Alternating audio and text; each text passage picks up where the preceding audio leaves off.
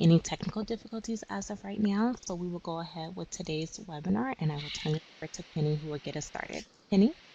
Thank you, Veronica, and welcome everyone to our session today on distance learning models and implementation. And as Veronica said, my name is Penny Pearson, and I work for the Outreach and Technical Assistance Network as a coordinator for our distance learning projects. And my colleague, Netta Anasari, is also, I believe, online. We were having a little audio issue, so Netta, can you introduce yourself? Hi everyone, Netta Anasari, Coordinator of Technology Projects. Great, that was perfect. And just so you all know, we are both products of either distance learning and or adult education. So my background comes from ages and ages ago, actually finishing my high school education through quote, quote, distance learning. And I'll let Netta tell her story quickly. And I'm also a product of adult education, earning my high school equivalency in 2001. Being an adult student myself with barriers and being over 18, I completed and was able to move on and get into college and then further my education.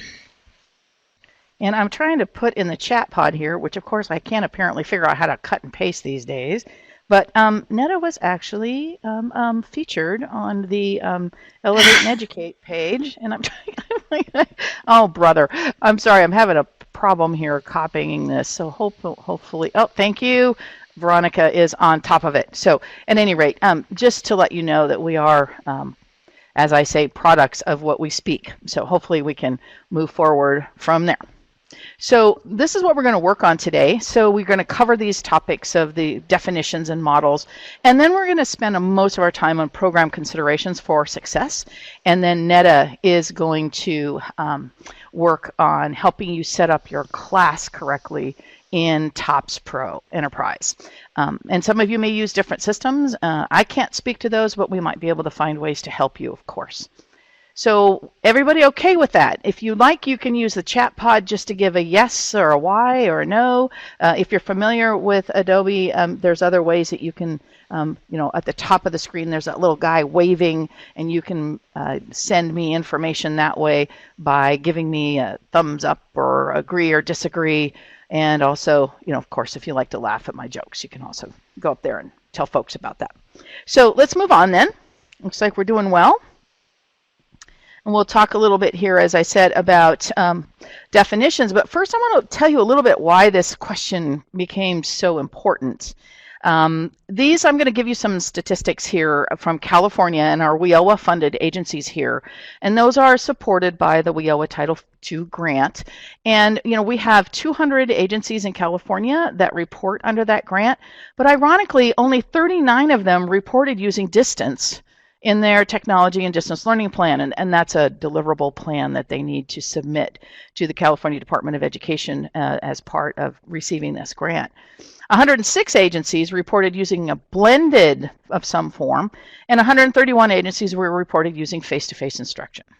So just kind of think about that a minute. Out of 200 agencies, only 39 were reporting distance and 106 were reported blending.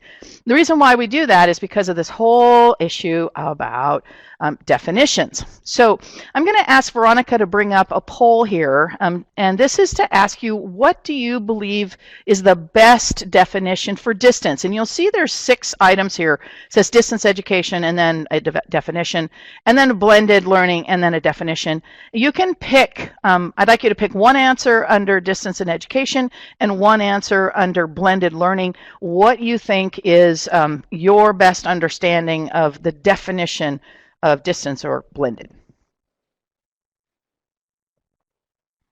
Got 1 vote, 2 votes.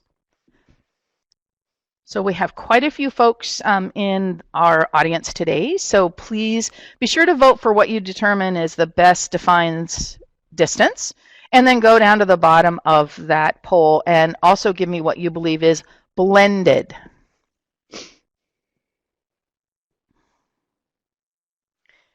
So we're getting more votes coming in. We got a race here on 2 of our answers.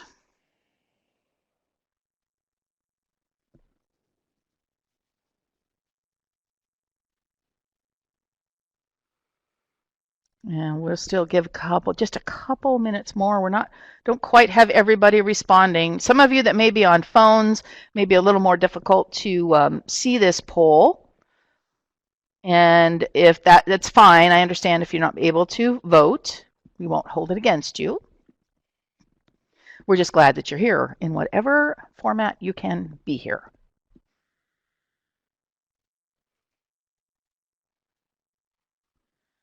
All right, we're getting a few more.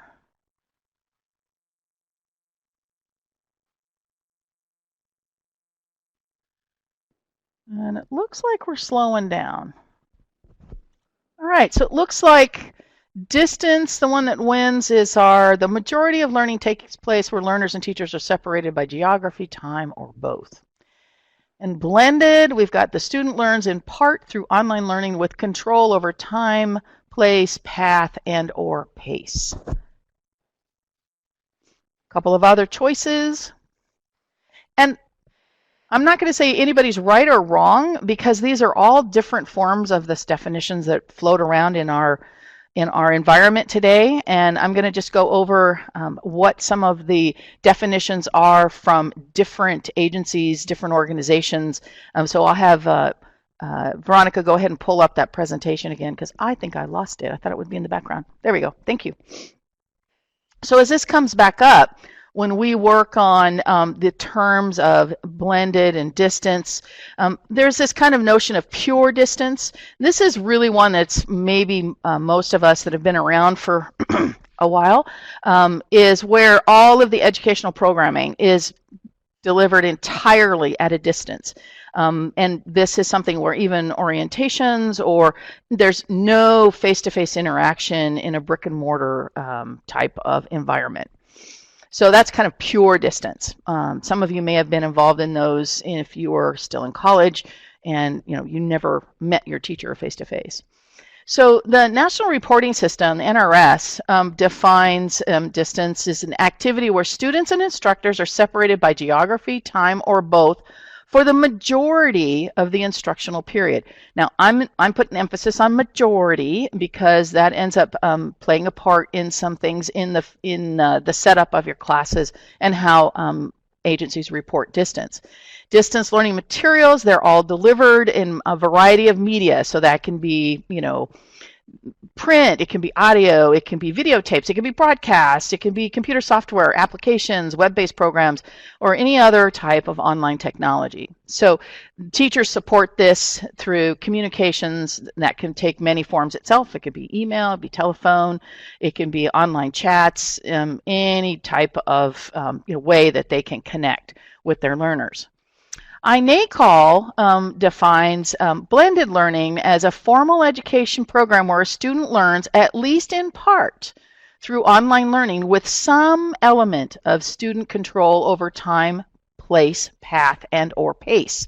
Now, this is at least in part supervised in a brick and mortar location away from home, and then the student chooses a learning path or a course or subject that they're connected to in some way that helps them, bring in their learning experiences from outside to inside into a brick and mortar building, or teachers can manipulate that in some ways.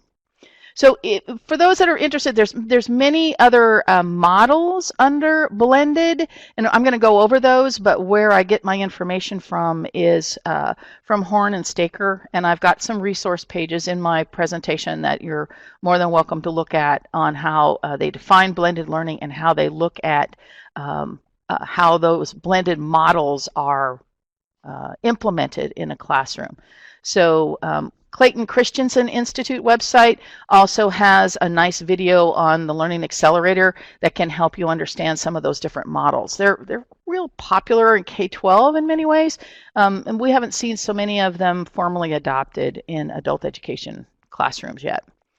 OTAN is also a member with a membership with the IDEAL Consortium, and they take a little different take on blended, but they look at it as really closely aligned to the materials in a face-to-face classroom with instructional program, and the instructors consider what's going on both in the class and what they have offering on an online instruction as part of a whole. So the teacher is very aware of what's going on both sides and being able to make adjustments in their face-to-face teaching based on what they see as might be happening as they monitor that work that is happening outside of a brick and mortar classroom.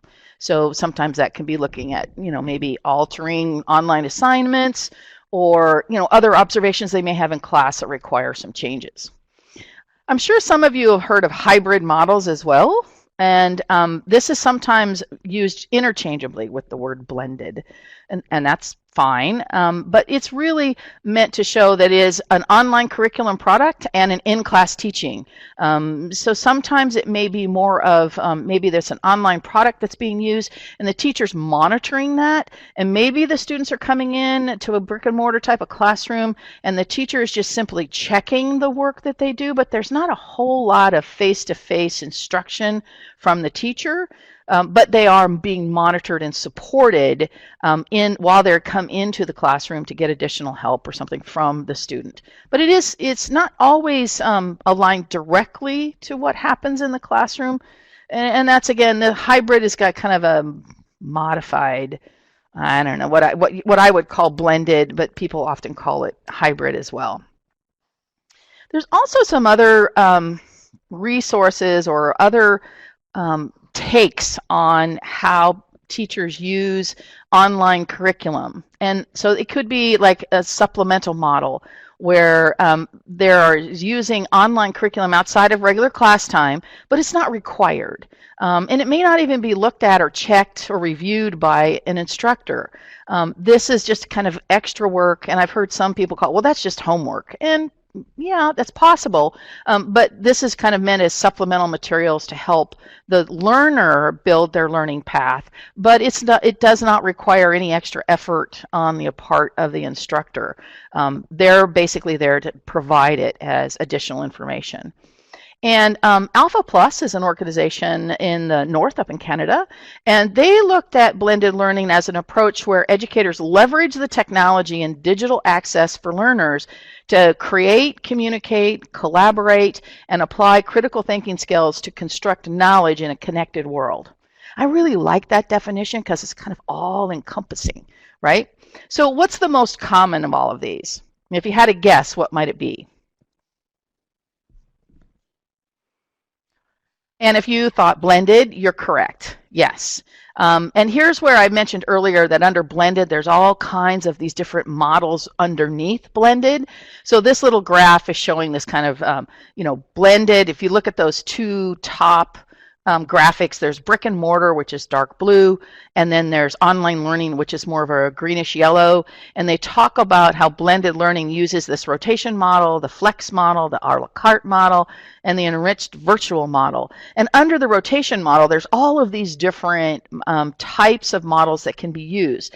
So the rotation model is just basically where learners rotate on some kind of schedule or at the teacher's behest between different learning modalities. They may go from a pod with computers and work on that. They may go to another table where they're actually working with crafts or building some type of science model. So they're moving and rotating around a set of modules. The flex model is meant to where a course or a subject where online side is really the backbone of what the student is learning. That's where they're going, even if that online material directs them to what I'm going to call offline activities.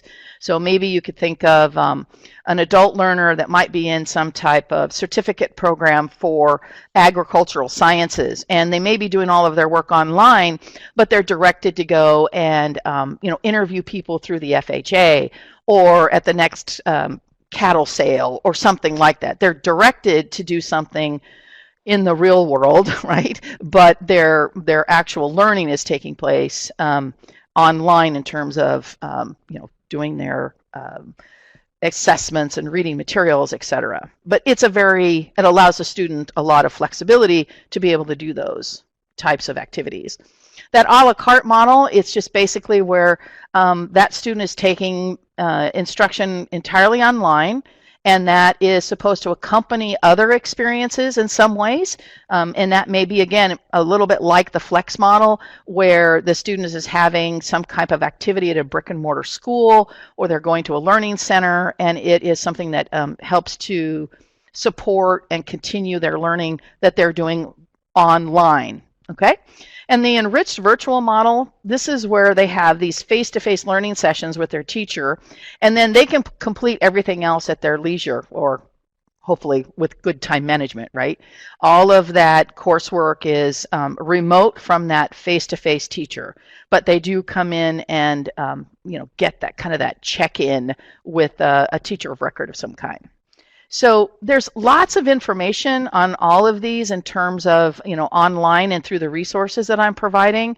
And again, I'm going back to Michael Horn and the Christensen Institute. And those are great places to get that more information on kind of this blended learning, kind of the separation between brick and mortar and online.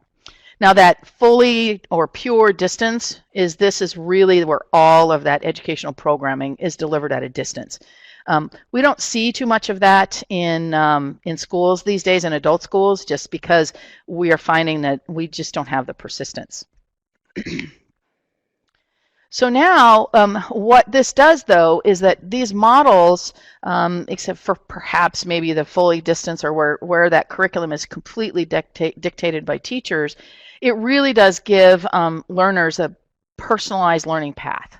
They can control or have more control over how they're actually completing and participating in their educational journey. And I think that is really where we should be, okay? So I have something I want to try. Adobe Connect is not real good about allowing us to show video. So I like this little video. It's out on a service called Vimeo. I don't know how many of you are familiar with Vimeo. Oh, and Kristen, Flex and Enriched, they don't have a whole huge difference, but it has to do more with, in my mind, there's more structure in the Flex model, in that the structure is saying you're going to be doing this stuff online and you're going to be going out into the real world, and it's student directed more so. That enriched models is they're still a very guided online program. And it, think of it maybe as a online curriculum from publisher of some kind, and they have kind of additional enrichment models that they say, oh, go out and interview a senior, but they're very, very similar in my mind. So if there's others within the audience that has a better take on that, I encourage you to post it in the chat pod.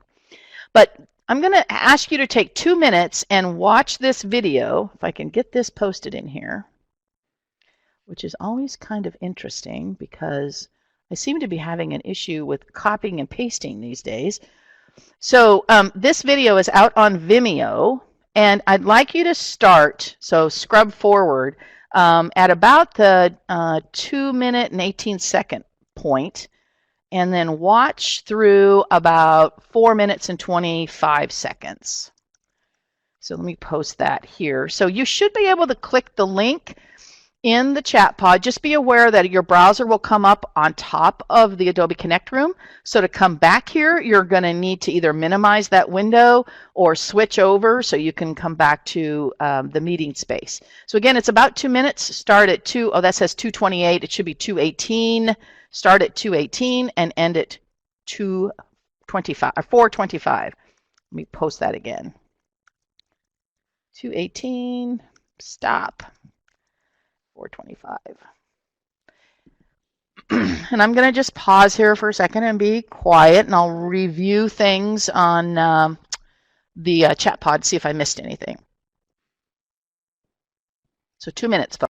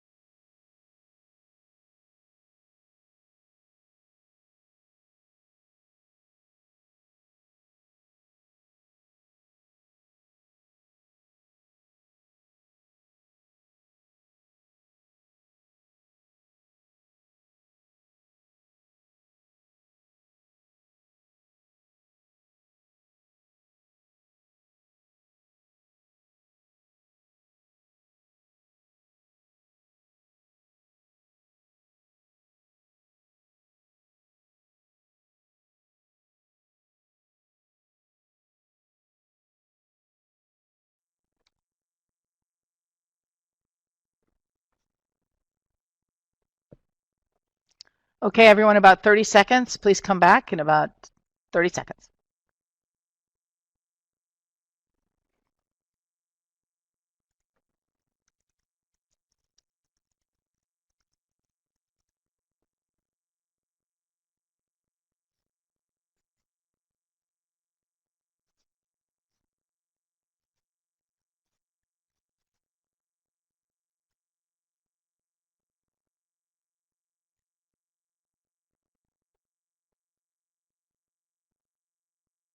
So those of you that are coming back, please take a moment and tell me what you found most interesting, enlightening. What did you think about that bit?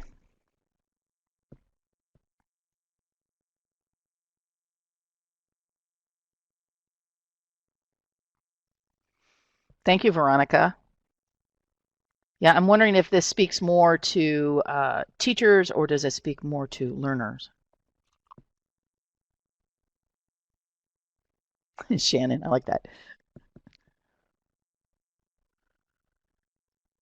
Thank you, Kim. I like that quote too.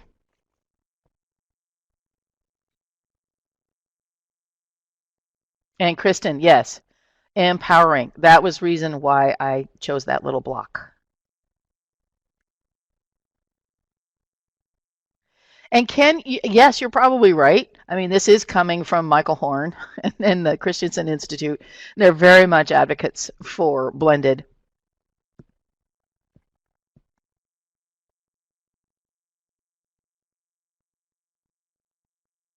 Connie, yes, the individualization, that whole personalized learning piece is really empowering the learners, and it's can be for some teachers it can be very daunting, I think.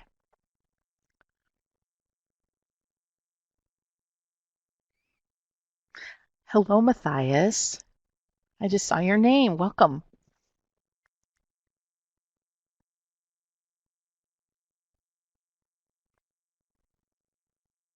Okay, so it looks like we've got some great comments, and the main reason why I really wanted people to look at that is that I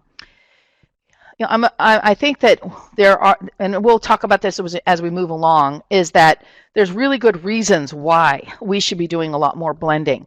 But let's get started here, because what happens is that when we want to do something new, sometimes the hardest thing is just get started.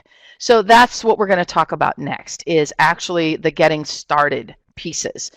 So one of our partners here at OTAN is an organization called the Ideal Consortium, and we work with them to offer professional development surrounding creating and implementing online and distance learning programs in adult schools as part of their deliverables under their technology and distance learning plan. And sometimes in order for them to get started, they really need to look at this SMART goals. And I'm sure all of you have seen this somewhere. We've been doing it for a long time, and it's really a thinking process, but also it helps you to define and refine how you might want to do this plan. So it can really help you to get to those great big goals by perhaps a bunch of little tiny goals, but they all, if they conform to this SMART acronym, and I'm sure we've all heard it, the specific and it's measurable, you can actually get it done, it's attainable, it's relevant, and it's time-based. Now, for any of you that are not too familiar with SMART, I'm going to go ahead and post here. We have a series of 3 videos that OTAN has created. And in this playlist that I'm going to post in the chat pod, there's one that is an hour long. It's a big, long webinar done by one of our subject matter experts. But there's 2 short ones. There's one for SMART goals for the technology and distance learning plan, and then there's SMART goals for adult education. So it's a nice way to kind of get an overview if you're not feeling very comfortable with how you understand how SMART goals work. So it's just a way for us to help you understand that process. So let's talk about some of the considerations of how you might look at developing, implementing, or improving an online or distance learning program. So we have to really put in some considerations here. Ideally, the whole purpose of online and distance education is to provide easier access for our learners. So the technology that we use to do that should not become a barrier in and of itself. Sometimes we don't think about that, and that's just kind of our nature. Sometimes when we do something all the time, we use these devices all the time, we don't necessarily understand that they could still be a barrier for our learners. So once you kind of move forward with looking at these different models, we'll go through and look at kind of the process, and then you as an agency will make the materials decisions, the technology used decisions, but the planning should look at kind of 5 areas. And this is part of what we get from our partnership with the Ideal Consortium for implementing a good distance or blended learning program. And the 5 areas are recruitment, screening for appropriate learners, okay, that's a big one, orientation for those learners, teaching at a distance, and then assessment of those distance learners, okay? So programs need to develop their own series of questions on how they address those 5 areas: recruitment, screening, orientation, teaching at a distance, and assessment. And then once that is all in place, then they've got a way to be able to determine, okay, do we have the available resources? Can we really get the information we need on our learners? Can we see exactly what our learners need, and can we meet those needs for them? So we're really going to look at these considerations for implementation of a program, okay? Now, I'm not going to tell you that going a blended model, you should all use the X rotation model. No, that's your decision. You have to decide how that may work for you and your agency, okay? So let's start with looking at this first one of recruitment. So if you some of you are willing to share, just quickly in the chat pod, like, how do you get students into a distance learning class? Now, I'm going to ask these questions while that's taking place. So when you look at recruiting students, do you identify who do you want to serve? What program area? What learners? What skills do they need in order to be successful in what you develop? What resources are available? What characteristics improve a learner's chances of success?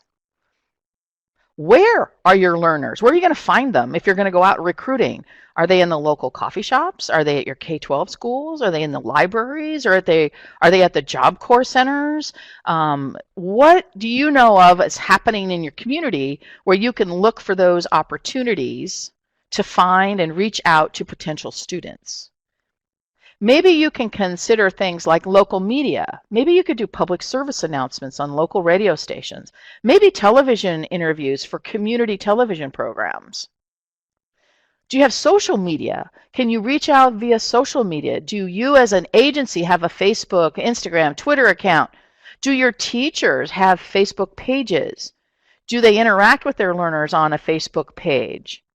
These are all things to consider about how are you going to identify and recruit those learners. Okay. So I see Connie's note here. They're referred by the teacher of the GED orientation based on their CASA scores. Okay, that's a great way to at least have a place to look for learners. So now when you start looking for them, you need to have a screening process. And this is something that we don't always do this because we're so happy to get students. Let's just put them into a program. But we really want to set up our learners for success, okay? And we really need to be willing to kind of cull the herd, right? Make sure that they have what they need to be successful. And sometimes we've seen agencies that, they're so impacted that like, oh, we'll make a wait list and put everybody in an online course. And that doesn't always work because they don't take these other questions into account. So they've got to really think about, are these learners really ready? Do they have the academic readiness that they need for the content that you want? Because first of all, if you send them into a course like that and they don't have these skills, what happens? They walk away, right? They don't come back, or it's really hard to get them back. They need to have the necessary skills, those soft skills or the habits of mind. They've got to be persistent. They've got to have some time management. They got to be willing to do some goal setting. And if you don't see that, and a lot of teachers are very generous with learners. They're like, oh my gosh, she walked through the front door. She's got it. She's ready to go. But there may be these other elements that don't help the student, or they need some more help to get there. Technology skills is one of them, right?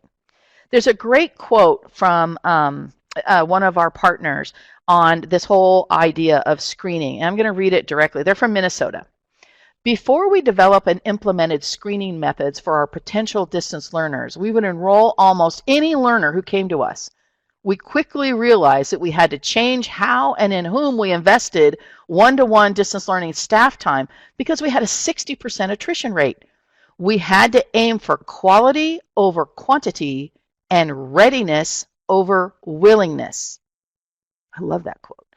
After implementation screening measures or implementing screening measures over the course of one school year, we lowered our attrition rate to about 25 to 30% within a given month. We're now able to use more precious DL staff time to focus on communication, support, and persistence within our active distance learners, and less time trying to communicate with less inactive learners. So there's really good reasons why you want to screen your learners before you put them into a distance learning program. So there may be ways you can do that. I talked about technology skills, and I talked about access to a computer and to the internet. In California alone, we do a survey that shows that something like 96%, I believe that's close to our correct stat, of our learners have access in one form or another. Sometimes it's through their phone, sometimes it's by going to a neighbor's house, sometimes it's going to the library. But they have access, but they may not have the technology skills. So then that's where the teachers can come in, and now we can start helping them by getting them into a basic computer course. Or maybe we can simply give them a little test that says, are you ready for this?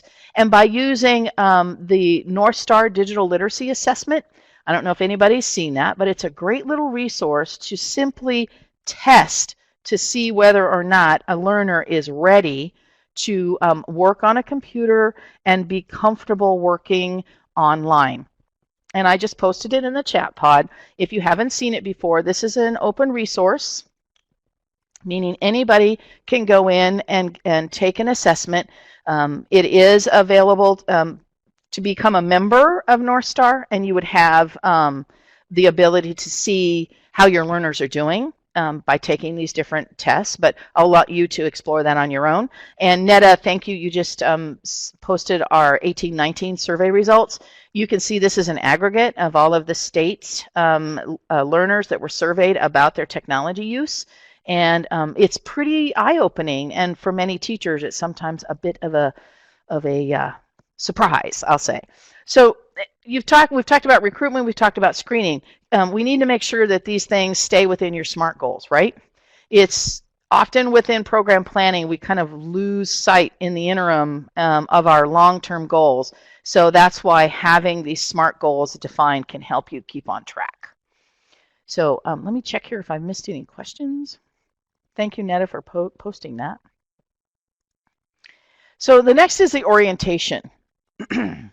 And I'm sure all of us have orientations in different forms, right? And everybody's a little different. But the orientation is the ideal time to set the expectations for distance or blended.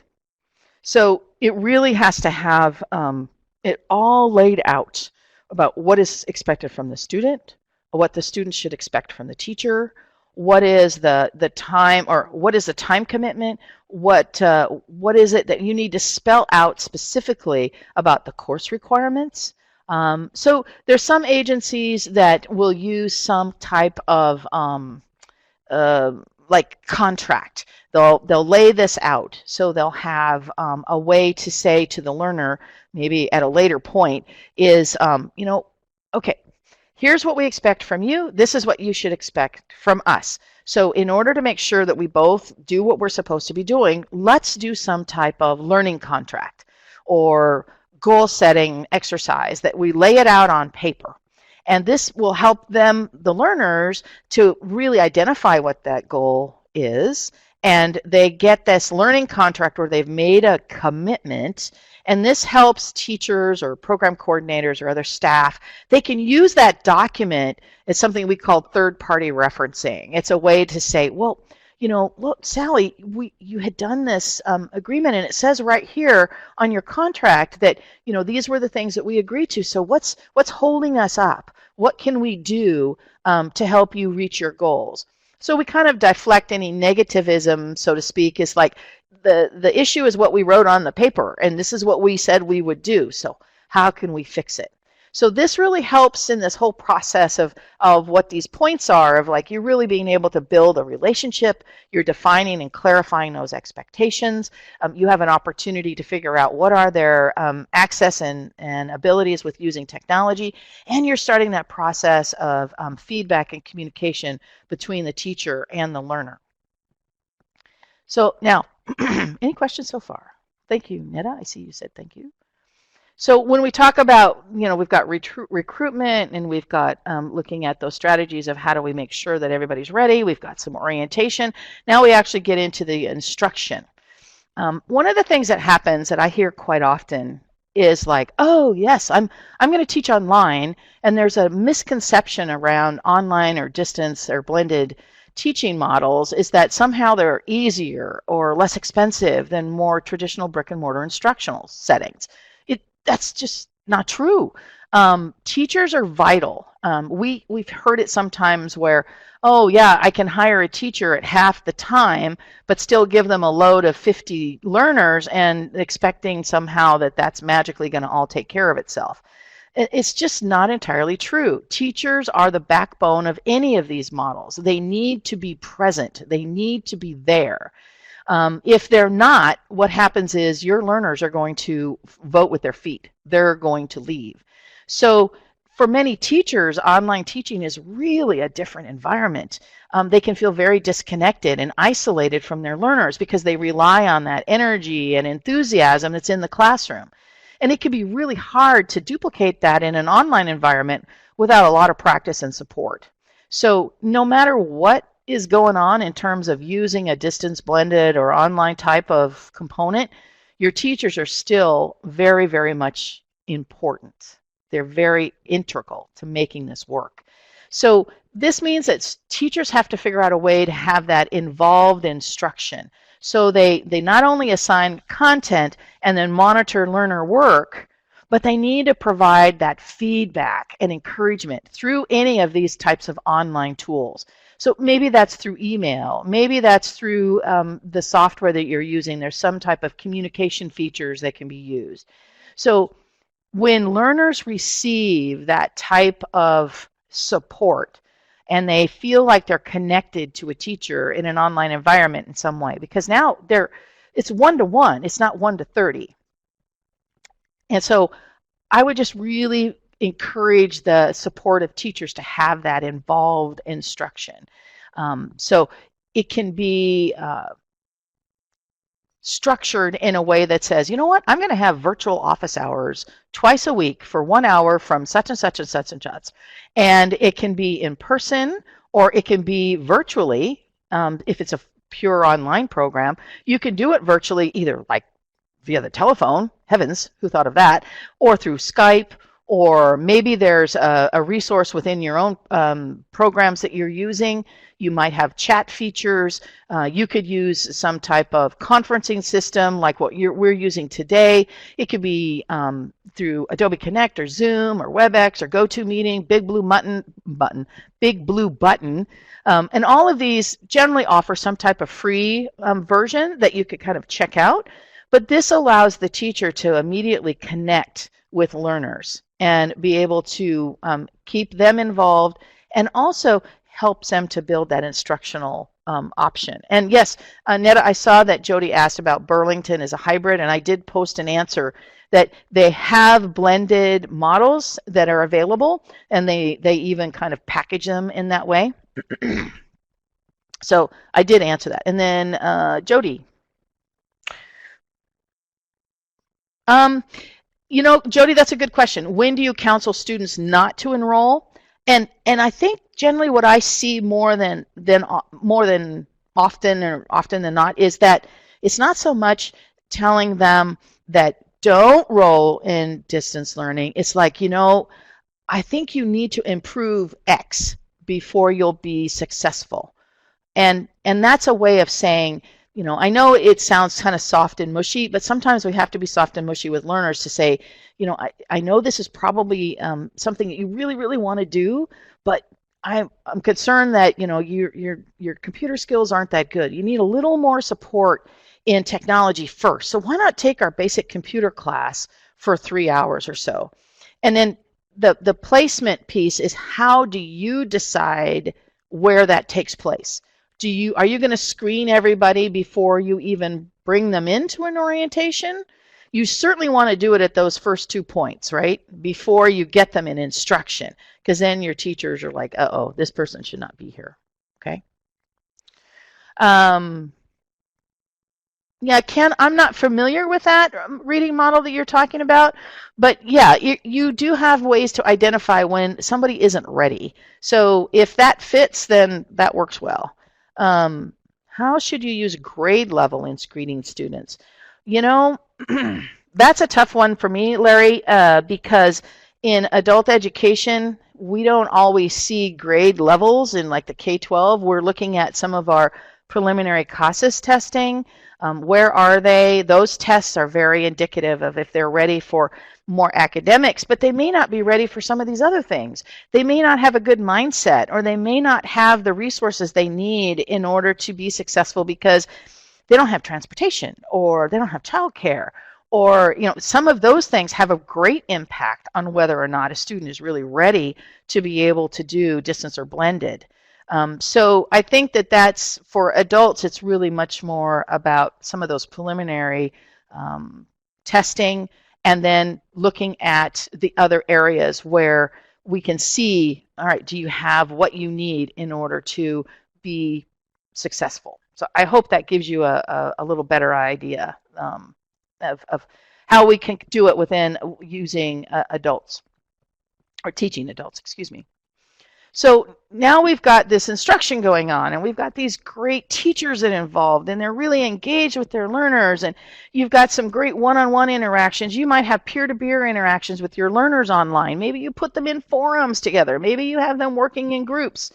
And the teacher is a facilitator and a guide and a cheerleader and all those things, but you still got to know whether or not they've done a good job, right?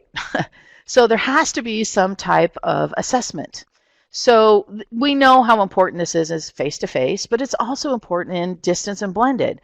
So we use assessment in many different ways. For placement that we just spoke about before, we need to put them where they need to be, and we have to look at the instructional sequence of how they go or where they go, and to measure how well a program of instruction is working. If they've been in a class for 6, 9, 18 weeks, we should see something, right? Because we've designed a course that's meant to move a learner from point A to point B. So we've used those kind of standardized tests, right? TABE, CASAS, BEST Plus, to gauge how those learners progress. And then we can do that not only with those standardized tests, but we also have ways of doing that within classrooms, right? Classrooms use all kinds of formative and summative methods. They can assess students' performance for their homework, their class assignments, discussions with students, projects, how they behave in classes. Are they asking questions? Teachers look at student body language. They look at unit quizzes that they have and the tests that they have. And teachers don't always have that benefit of that physical component, but they still assess students' progress through those online pieces of what's in the curriculum. They take tests, they do projects, but they may need some other tools and technologies to help the teacher than what a teacher has in a classroom, right? They may use different technologies. So an online teacher can use, of course, the curriculum to review online work. They're going to provide that feedback.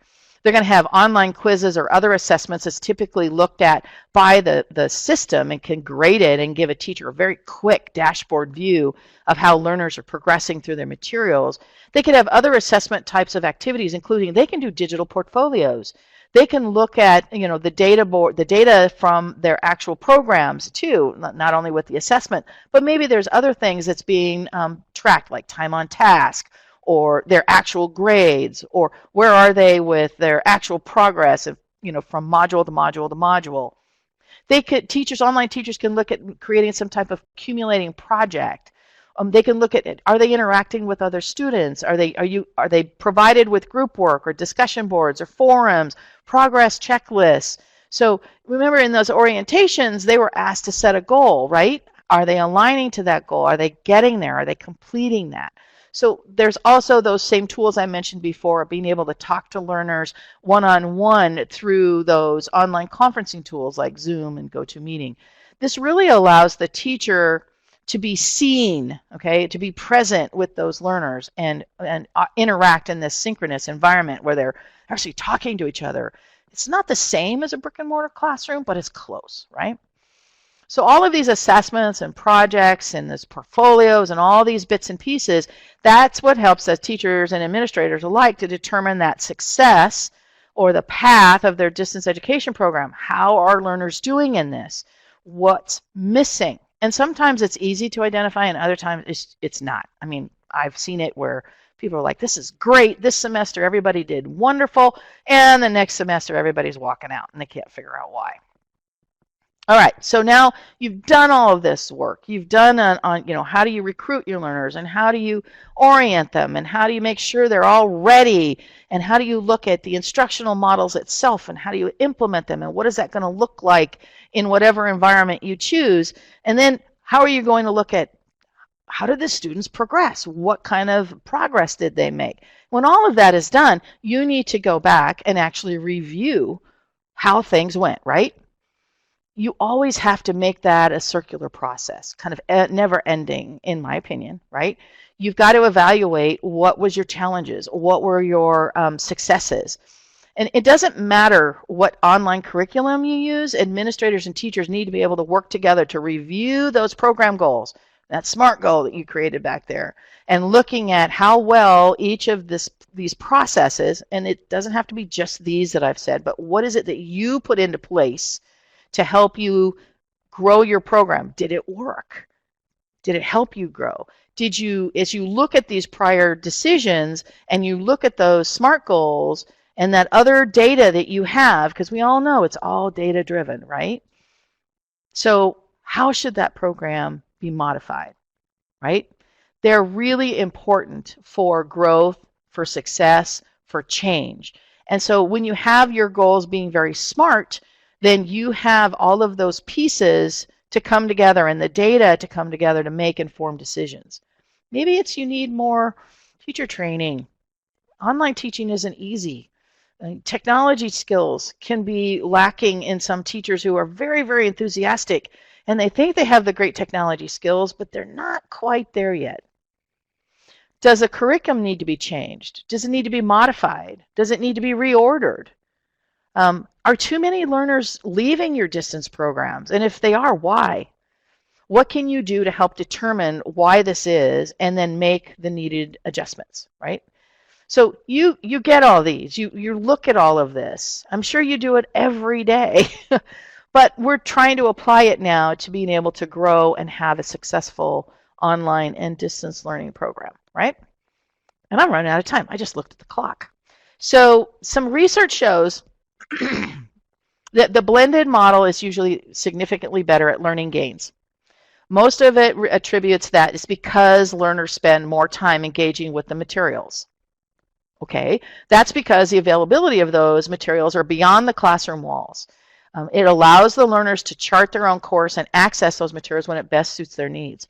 I have teachers telling me that some of their learners, they don't start working on their schoolwork until 11 o'clock midnight at night, and they don't quit until 1 or 2 in the morning. That's pretty persistent to me, and they're supporting children and they have 2 jobs and all of that. But all of this can happen only when you have the support of the teacher. It's just, you can't just throw a student into an online or blended program and determine that it's going to they're going to be successful. They need these pieces in place because that teacher is still very much critical. And it's really vital in an online and blended environment. They have to make those connections with the learner. And believe me, you may go through several teachers that think they're really good at doing online, but they don't have that one piece that helps them to connect with the learners, okay? as you saw in the video before, teachers are very satisfied with this model. They really like seeing their learners being successful, and they meet their goals in a shorter period of time. So it's a super win-win-win. It's a win for the teacher, it's a win for the learner, it's a win for the program. So, being able to report all this can be tricky. And in California, as I mentioned earlier with some of those stats, that's even more of a problem. And we're trying to fix that in different ways. But I'm going to now turn over, I guess that's really kind of a bad statement. I am going to pass the virtual baton over to my colleague, Netta Anasari, because she has some great insight of helping agencies define and identify courses. So Netta, you should have the navigation at the bottom of the presentation that will walk you through the rest of the slides, and I'll leave it to you. All right, perfect. Thank you, Penny. So I just wanted to also, I'm going to submit something in the chat right now on the federal requirements and the NRS Technical Assistance Guide, and I submitted the link. Check out pages 23 and 24 to really look at some of those requirements and what WIOA Title II and the NRS are really asking of us with distance and blended learning.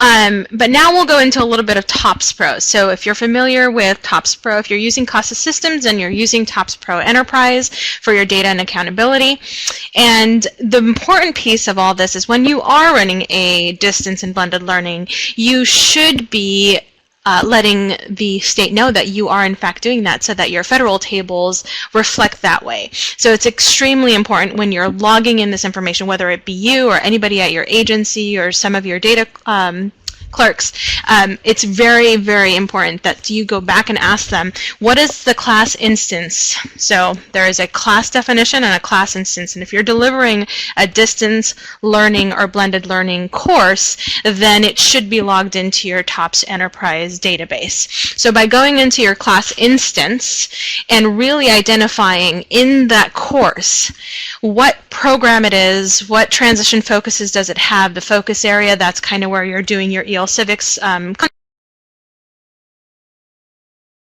bring your attention to that instructional settings piece. The instructional settings piece is definitely telling you whether or not it's distance only or classroom plus a distance component. And so that's exactly where you're going to create a specific course code for your course that you're delivering via blended or distance. And then in the instructional settings, it's extremely important that you identify whether it's classroom and distance, or, aka blended, or it's distance learning. So remember, that's extremely vital when you are, so that your reports reflect exactly what you're doing in the state of California, can see those reports, so we know exactly what we're doing with distance and blended. But then also, when you get down to intensity, it really kind of narrows it down even more. So you have classroom and distance learning settings, and how many days a week do you actually see your students' faces, and how many hours a week do you see your students' faces? And then also, in intensity, wants to know the estimated total hours that you're actually delivering it via distance. So how long are they spending online? And then you log in that information in your Topz Enterprise database with the amount of time, including the days that you're doing it. So remember, all this work that you're doing with distance and blended learning, and I know there are agencies out there that have been doing this for a long time, but we can't, sometimes what we're struggling with right now is that we can't find that data. We don't know who's doing what because it's not logged into the systems correctly. So just as a friendly reminder, we are asking you to really look at your class instances and see, are they coded correctly? Are they tagged correctly as distance and blended learning? So that's my bit. Also, if you're curious and you want to look at some of your federal tables, we have Federal Tables 4C is a measurable skill gains by entry level for participants in distance learning. So every agency has access to their table 4C. In addition to their table, I think it's your 5A, which identifies performance for participants in distance education. So I strongly encourage you to look at that. And of course, your federal tables are located in your Topz Enterprise platform. And let's see what I have next. Okay. And Penny, you can hop back on unless I have some questions here regarding how to enter that information. My students' hours are based on the work that they do and is not regular to put into the estimated total hours. So, Connie, so the total number, so I would suggest, it sounds like it might be a blended course, and if you identify the classroom and the days that they're in the classroom, I think that, the best part here to do this is how to really look at the duration of the course and how much of that time is really done in the classroom. And if there isn't anything done in the classroom, then immediately we kind of figure it's over 51%, then it is a distance course. Right. And just so you know, I know we're running out of time, but I do have a couple of slides. I'll come back to the slides so you have our contact information. But I have listed a lot of my resources here on a couple of slides. So you can see, where I got this information. And then I also have a listing of where I got the images, because I am a Creative Commons person. So you are free to take this presentation and use it as you see fit. It is available to download, as Netta said already, at the bottom of the screen. So I'm going to go back to that little contact page. You are welcome to contact us. Both of our email addresses are there on the screen, and our telephone number here at OTAN. So we can certainly help you if you need it. And I thank all of you for coming, and Netta, I thank you for joining, because she is so great at all of the data pieces here of ensuring that agencies are reporting what they're actually doing, and it's really nice to have someone who has that background. So thank you. Thank you, Penny, for joining. And if any other questions, and Veronica, we can let you pause back in if you like, and we're happy to stick around for a few minutes if folks have other conversation pieces they like to pursue. Okay, thank you, Penny, and thank you, Netta, for today's webinar. And thank you all very much for joining us this afternoon. We hope that you got a lot out of it, your questions were answered, and that you're looking towards implementing or enhancing your distance learning programs within your respective agencies. If there are no questions, I will begin to close out this webinar, and an evaluation will appear on your screen. When the evaluation does appear, please be sure to fill it out and let Penny and Netta know what you thought about today's webinar, as well as if there are any other professional development topics and or technical assistance that you are in need of, whether it has to do with distance blended learning, or any other topics outside of that. Again, thank you all very much for your time, your participation, and I hope you all have a great weekend. Thank you. Thank you all.